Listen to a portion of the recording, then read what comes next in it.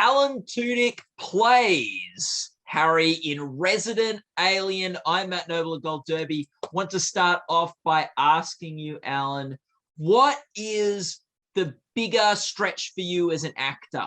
Playing an alien from another galaxy or Lenny Briscoe? Playing the alien, playing Lenny Briscoe. That was the challenge. Yeah, it's the alien. It's the alien. You've played so many eclectic and interesting characters in your career, Alan. What is different about the character that you're playing in this show? Well, he's an alien. I guess I've played aliens before, actually. But I was going to say he's a nice alien. He's on Earth to kill everyone. So that isn't so nice. But he's an innocent in a lot of ways. He came here to destroy the Earth, but he was just supposed to drop off a bomb. He had a mission, and then his ship went down and he gets stuck on the planet with humans, and he has to learn how to fit in and hide while he looks for his bomb. And then it's continued on this season. And but it's the being new to the human body and working it kind of like a puppet, learning how to learn how to talk, and then ultimately learning about emotions and all of that. That's a lot of fun. That's a fun challenge, to get to pull apart things that we just take for granted. Sometimes just words that we use, they can be funny. Somebody mentions a babysitter and you're like, they sit on the babies? What do you mean? That's insane. But it's also learning how to speak and getting to play with all the physicality. That's the fun challenge and different for this role. Yeah, and I know you say like he's trying to destroy humanity, but I guess we've seen less nice aliens try to do that in film. As far as aliens trying to destroy humanity goes, he's at the nicer end of the spectrum. You're right. It's not like Alien where there's a mouth and a little mouth and acid blood. He's not trying to destroy on that level. It's just more a very clean little bomb. Yeah. But he falls in love with humanity. It's that story. But he falls in love with it through pizza. And he still has a galactic perspective in that he sees the Earth as just one planet with this race that grew up. He sees a planetary perspective, which I guess is a little less caring. It would be. Yeah. And as you come into this show, like what perspective is the most helpful for you when approaching this character and approaching this series? Approaching the character, I think like most roles I do, the physicality is the thing. And that could be a lot of different things. Some roles will have an accent that is somewhat of it plays like a mask almost, that you work through. But like the actual legitimate physicality of the role, walking, sitting, dancing, laughing, he's just getting humor for the first time, and he doesn't laugh.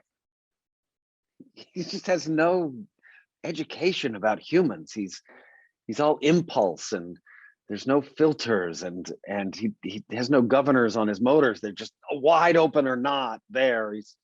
He's extreme. There's a lot of extremes, and the fun part of it is it's fun playing extremes. But with this, it's a dramedy. There's a lot of comedy in it that extremes make for really good comedy, and being the fish out of water in a comedy is a lot of fun. And like two of those extremes in particular, one is, and we've touched on this already a bit, but like he's so childish and there's so much he doesn't know, and but at the same time he's this advanced light being who knows a lot of things that humans don't know. And so we've got this like expert and this ignorant sort of like personalities coming head to head in this. Yes. Yeah, it's the worst. It allows for righteousness to, get in, because he is smarter than everyone about some things. He truly is. He truly is. But aren't those the worst people? they have the grounds to be righteous. They don't know everything, and he certainly doesn't. He doesn't. But he also takes it in his childlike qualities. He does take great joy in things, and I'm like, I share that with him. Little things. He can be very happy with pizza. He revels in it. Just boggles his mind at the way that the flavors mix, and it turns into something else in his mouth. It's amazing. That and pie. He's really into pie. Two things I love. They're both pies. He loves, really, he's into pie. So he does have a lot of the qualities that a child has that are endearing in that way too. Yes, that's very true. Also, like in the series, there's a lot of like stuff going on in his head, and we hear narration to help us sort of understand that. How do you approach those moments as an actor in knowing what to do with your face while we're hearing what he's thinking? It's interesting. We do a prior to every episode, I'll go in and record all of the voiceover, and so we have it on set, and it's really tricky for the other actors too, because they'll have an action, like I had this so far in this season with Sheriff Mike, where he asked me a question. Do you think that's serious? Is this something I should be concerned about, Doc? And then I sort of glaze over. You'll hear, I can't answer his question. If I do, he'll know that I'm an alien. And he's sitting there like, the hell's wrong? Snap out of it, man. But you can't. You kind of have to just pause with me. We all just accept the conceit that we're all just sort of ruminating there for a moment.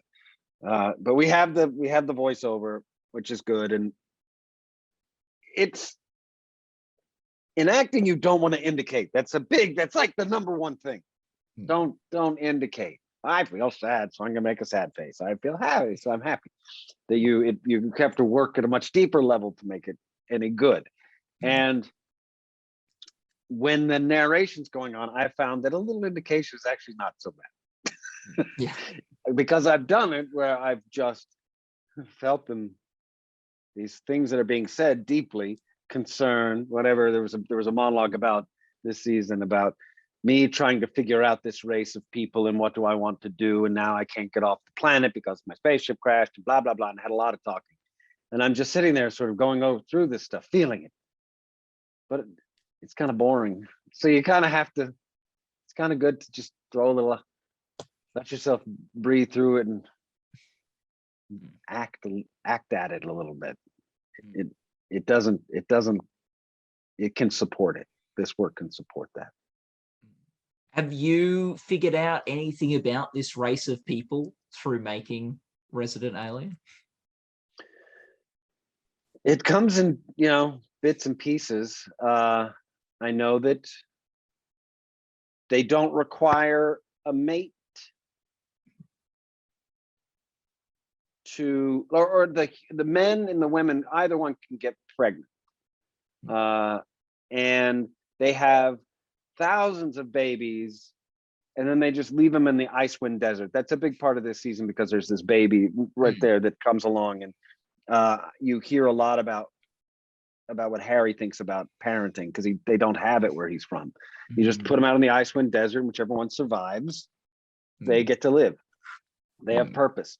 And they also, when they die, they become part of the planet. Their bodies become part of the planet, the rock, the planet. They turn into this rock. And so they don't see death as you're there. There they are. They're right there. It's all, we're all one thing. That the cycle of life is not something to mourn. They don't have emotion in that way. And so it's a fairly free of emotion, free of intercourse, gender roles, all of that stuff. It's unfeeling, it's extreme, but he misses it because it's home. Yeah. And what is his planet called again? I'm so sorry. I don't have it written down. It's tough to pronounce. I'd have to write it down. It's basically when he says things that are in his language, I make noises. Yeah. That's not a really great sci-fi thing. That's not the best way to go about sci-fi. I get that. Like, people can learn Klingon. They can actually learn. It's a language you can learn. That's a very thoughtful way of writing. They're like, he says his planet, and then I will go, it's a lot of sounds and things. And sometimes it's up to the editor. They'll pull sounds from one take. When you first hear my name, when I tell my true name to the character of Asta in season 1, she says, I don't even know your real name. And then it cuts to her and you're hearing part of another take, which is, it's all that. And then it comes back to, but you can call me, that's what people call him. And yeah, so I don't know. That's my way of saying, I don't know. I don't know what I said. I think that's fine, and that makes for great moments. But does it back you into a corner a little bit if you ever need to say these things again? Like, I will have to say it again. I'm certain of it. Yeah. The fact that I don't know it is testament that there aren't Comic-Cons right now. See, this is what's wrong. This is what's going. I mean, that's a lot wrong. But COVID, one of the things of COVID are these big conventions, sci-fi conventions. I love going to and meeting fans. At some point, someone would have asked me this question, which you've just asked me, and I would have needed to know the answer. And I could possibly have it out on like written or a big slide that they could put on a thing, because you have the panels, you can talk, and we could all go. That'd be fun to just go through it together with the fans, and we could all say it together. That's what those things do. They kind of they help you all come together. I miss them. I miss them. I miss them. Well, me some Comic-Con. Yeah, and your Emmy nominated role in Con Man really paid great homage to those conventions and that sort of culture, which is nice.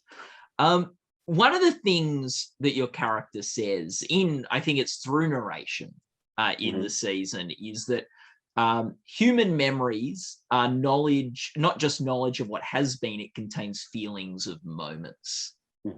Can you think, do you have a memory from shooting season 2 which has a particularly strong sort of feeling of the moment?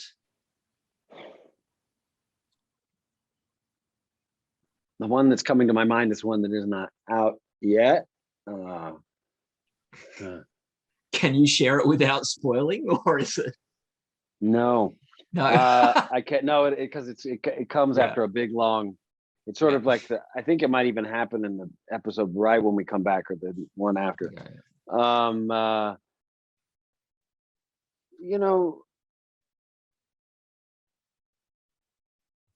It's funny when you watch things. I mean, like, sure, let's take the dance in season 1. Like, my character dances, they plays music. This is the first time he's heard music, and it gets in him, like how music can get into you, but he doesn't know what is happening to me. He has to get up and dance. So I can remember that as being very fun. And I have memories that are of joy that go along with that. Also, it was like, what's that feeling where it's like something's paid off, like my nerdy bad dancing, which I used to love to do when I was young. Dance, that would be a thing. Let's put on a song and dance badly to it.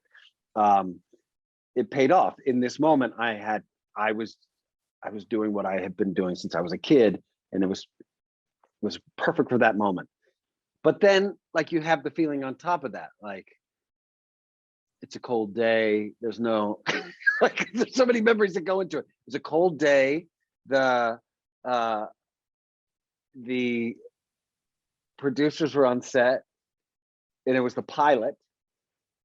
And there was a lot of talk about how alien I would be. And so I would have to do the scene super alien, or how it kind of like how it is now. And then back way off of it and just kind of be normal, but with a little alien. It was tough. It was tough. It was like doing the performance the way I wanted to, which is the way it's done now. And when they edited it all together, it was that they used the takes of the way I wanted to do it. But on set on the day, they were worried that it would be problematic and too much. And so they would have me do versions of it. So the dancing wasn't quite what I wanted it to be. So I do have the memories that were very good, that are more of the memory of the character. And then I have the memories of the day also, which kind of conflict with it. But it all turned out good. And they've been very supportive of super supportive of Resident Alien since. Yeah. It's that early thing when you're making something, you're like, no. Everybody's there going, more salt, more sugar. What are we making? Just quickly, Alan, what's the favorite character you've ever played? You've played so many characters. See, this is that thing, like memory, like separate, like when I think about the favorite character, I can think about the time that I was doing it, the people who I was surrounded by, and the character I was playing. I have to go with a character named Hoban Washburn in Firefly, because it was a very special time, and I made friends that I still have today on that job. Yeah. Do you have a favorite Disney voice that you've done? You've been King Candy, of course. What's my favorite? Because it was the first one I did for them, and he was a big character, and he could talk and laugh. He made noises. Like he didn't even have to say anything. He was just he was kind of like, he was Ed Wynn is what they said, but then he became more and more Borscht Belty Jewishy. He got there was a little Jerry Lewis in there. There was a little bit of Charles Nelson Riley. I love that. Yeah. And there's one of the few Disney films you haven't played a bird in. You're a chicken, you're a toucan, you're a Yago, you're all the birds, but not in that one. Alan, hoping to play a heron at some point. I really want to get my heron on. There we go. An exclusive. The bird Alan wants to tackle next. Alan, just to finish off, one word to describe what you love most about Resident Alien. The mind of Christopher Sheridan, who created the show, his humor, it's his, what makes the show work is him, and it is a singular brain. Thank God we don't live in it, but it's fun to play in from season to season. Fantastic. I'm talking to him right after I finish with you, so that'll be fantastic. Alan, thank you so much for your time today. People watching this interview can go to goldderby.com to make your awards predictions, watch other interviews with award contenders. And Alan, all the best of luck with the Emmy Awards for later this year. Oh, yeah. Oh, cheers. Thank you very much.